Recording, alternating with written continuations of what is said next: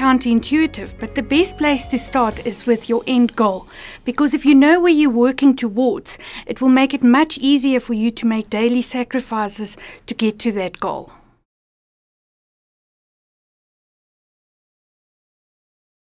Once you have your end goal in mind, the next step is to plot the route you're going to take. This includes the long-term retirement planning so that you know whether you're on track to achieve that goal, the medium term where you can plan for rewards for your family, and short-term planning. So once you've determined the ultimate goal being retirement, the next step is to understand the elements. This includes long-term planning for your retirement and understanding if you're on track, medium-term planning where you can plan for a nice family holiday, and short-term planning.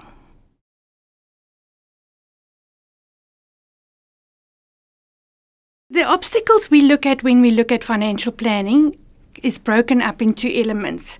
The one is financial obstacles, and I tend to refer to this as life happens. This can be where there's a retrenchment or a loss of a family member or a divorce that can take you off track in your planning. But this can also be a positive, like winning the lotto. The other obstacle that is a bit more difficult to understand is a personal obstacle, and this is the way we look at money. What I mean here is, if you sit down and think about your first memory of money, what comes to mind? Now, often people say to me, "Oh, I can hear my mother's voice saying money doesn't grow on trees," or "Do you think I'm made of money?"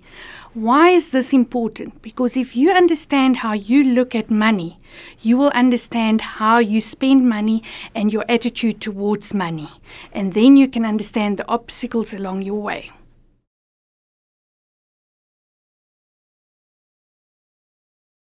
So once these obstacles comes along the way, there's a very simple thing you can do to help you manage these obstacles, and that's to have a budget.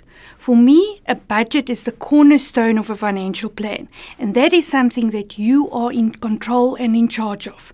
Now, I just want to share a few things about a budget with you. The first is, a budget's not something in your head. It needs to be written down. The second thing is, a budget's not what you think you're spending. A budget is what you think you're spending versus the actual spending, and then comparing where the differences are. And the last thing, a budget's not a static document. It needs to change as things change. And a very good example is the fact that the petrol price can go up dramatically. That doesn't change your travel requirements. Therefore, you need to adjust your budget to make sure that you can afford the higher petrol price and make sacrifices somewhere else along the way.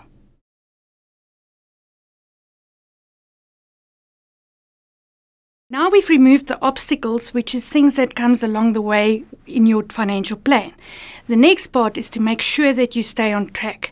And the easiest way to stay on track is to make sure that you review your plan at least annually, or when there's major changes in your personal circumstances.